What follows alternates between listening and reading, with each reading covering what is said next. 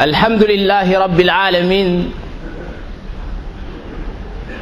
ولي الصالحين وأشهد أن لا إله إلا الله وحده لا شريك له وأشهد أن محمدا عبده ورسوله صلى الله عليه وعلى آله وأصحابه وسلم تسليما.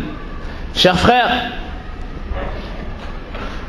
chaque musulman et chaque musulmane dans ce bas monde recherche l'amour d'Allah subhanahu wa ta'ala, recherche à être aimé de la part d'Allah subhanahu wa ta'ala. Nous savons tous que chaque personne aime Allah tabaraka wa ta'ala, mais le but c'est pas que toi tu aimes Allah tabaraka wa ta'ala, car tout le monde aime Allah, le musulman comme le non musulman. Le but c'est d'atteindre le niveau où Allah subhanahu wa ta'ala t'aimera toi,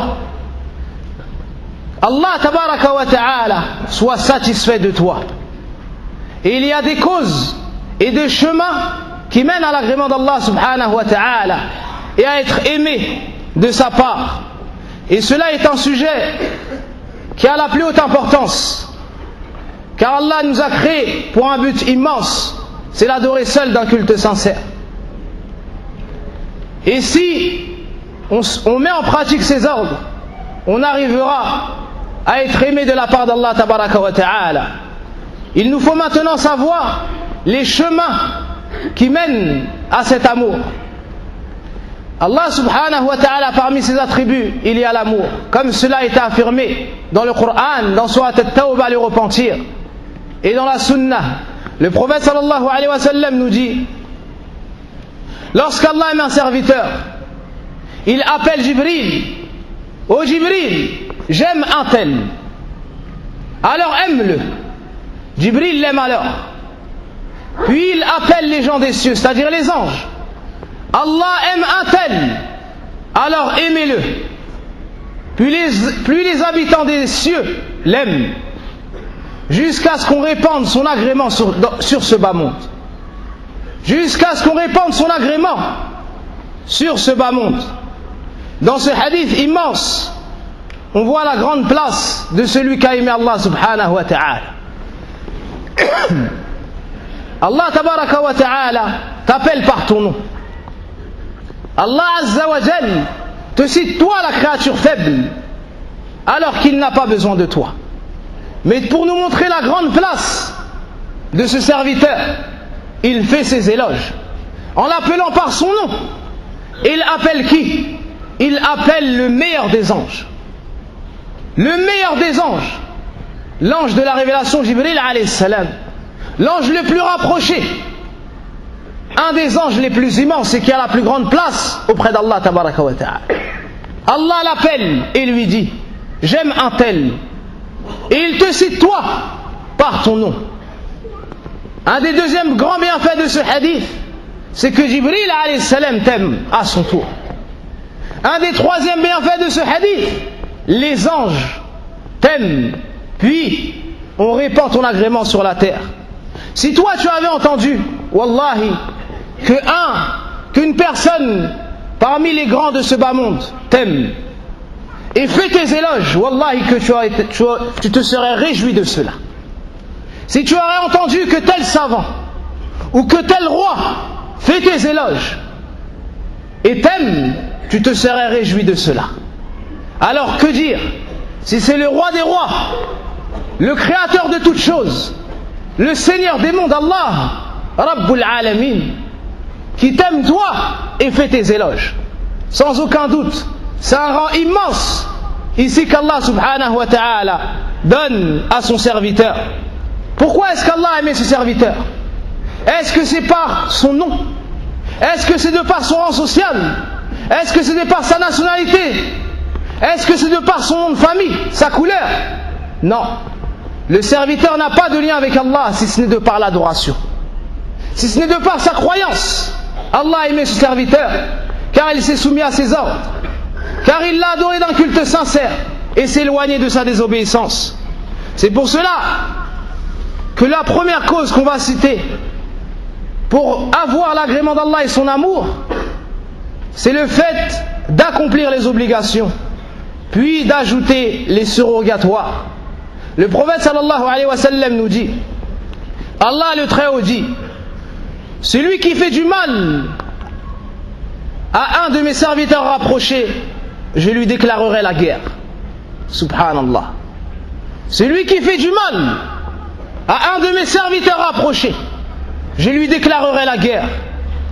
Et mon serviteur ne se rapproche pas de moi par un acte plus aimé auprès de moi que ce que je lui ai rendu obligatoire, les obligations. Et il ne cesse de se rapprocher de moi par les actions surrogatoires jusqu'à ce que je l'aime. Jusqu'à ce que je l'aime. Et lorsque je l'aime, je suis lui avec laquelle il entendra. Je serai lui avec laquelle il entendra. La vue avec laquelle il regardera. La main avec laquelle il frappera. Et le pied avec lequel il marchera. Et s'il me demande, assurément je lui donnerai. Et s'il cherche protection auprès de moi, je lui accorderai. Dans ce hadith, on voit qu'une des plus grandes causes pour avoir l'amour d'Allah Azza wa Jal, c'est de mettre en pratique ce qu'il nous a ordonné. En commençant par l'unicité d'Allah Azza wa Jal, l'adorer d'un culte sincère. En commençant par l'aimer, le craindre et espérer tout ce qu'il y a auprès de lui.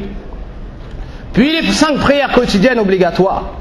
Puis le jeûne du mois de Ramadan, s'acquitter de l'aumône légale, accomplir le pèlerinage.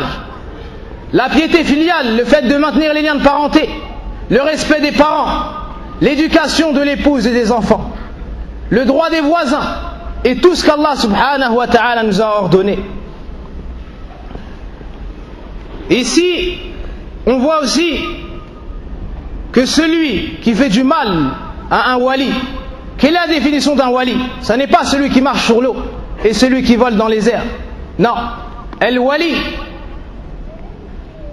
alladhina amanu wa kanu yattaqun, ceux qui ont eu foi et qui sont pieux. Voici al-wali, celui qui est proche d'Allah et qui a aimé Allah tabaraka wa ta'ala et Allah l'a aimé. Celui qui fait du mal à une personne de la sorte, Allah lui déclare la guerre.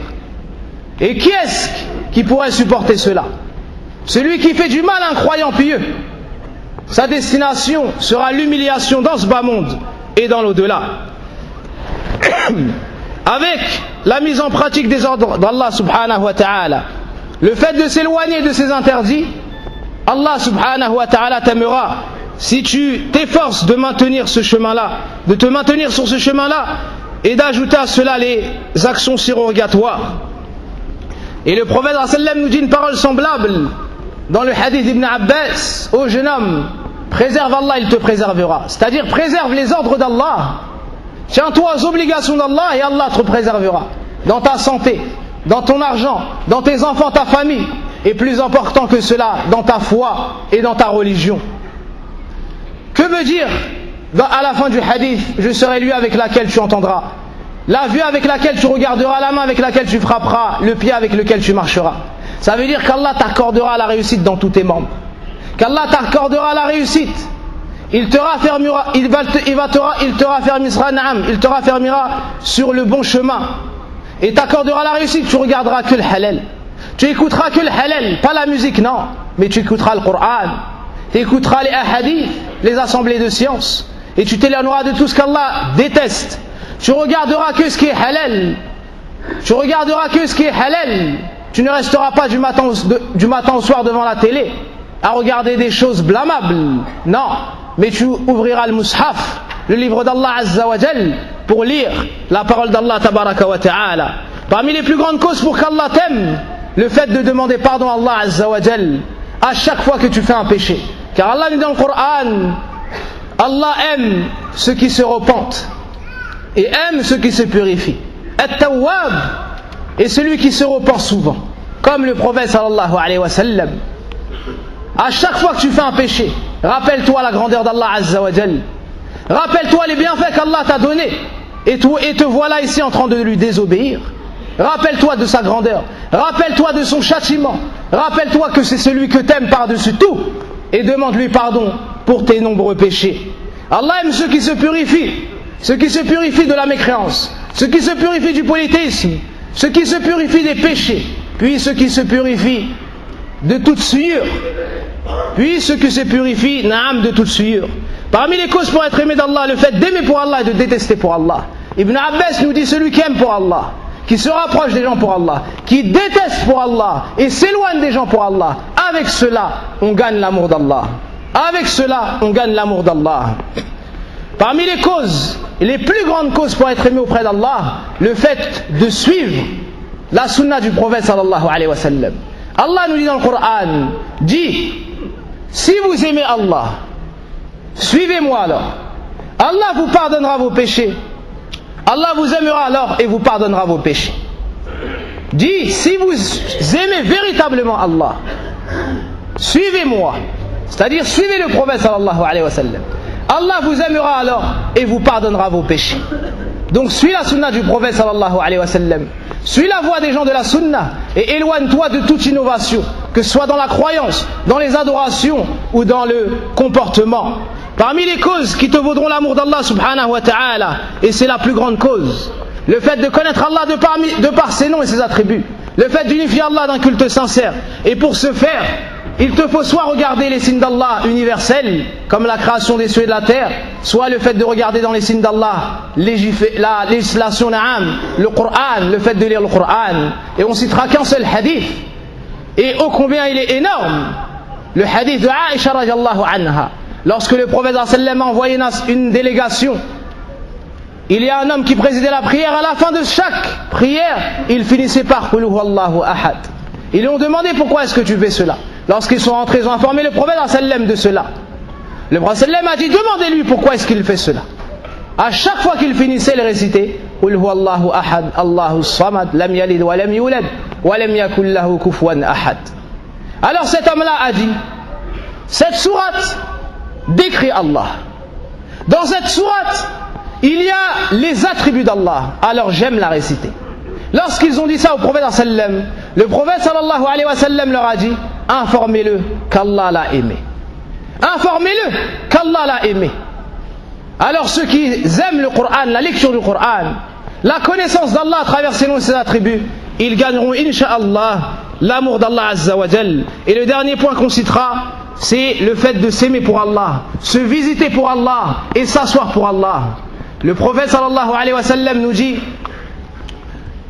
qu'Allah dit, j'ai rendu obligatoire mon amour pour ceux qui se sont aimés pour moi, se sont assis pour moi, se sont visités pour moi et ont dépensé pour moi. À tout cela, Allah subhanahu wa ta'ala a promis et a rendu obligatoire son amour. فنسأل الله سبحانه وتعالى أن يجمعنا مع هؤلاء الأبرار. اللهم صل على محمد وعلى آل محمد كما صليت على إبراهيم وعلى إبراهيم إنك حميد مجيد. اللهم بارك على محمد وعلى آل محمد كما باركت على إبراهيم وعلى آل إبراهيم إنك حميد مجيد. اللهم أعز الإسلام والمسلمين. اللهم أعز الإسلام والمسلمين وأذل الشرك والمشركين. وأذل الشرك والمشركين.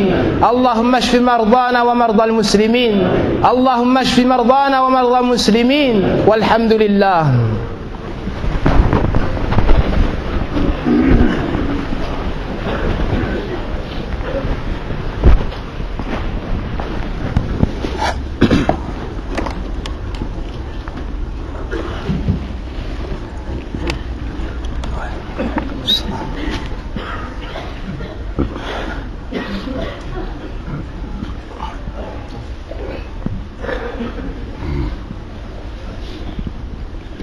الله أكبر الله أكبر أشهد لا إله إلا الله أشهد أن محمدا رسول الله حي على الصلاة حي على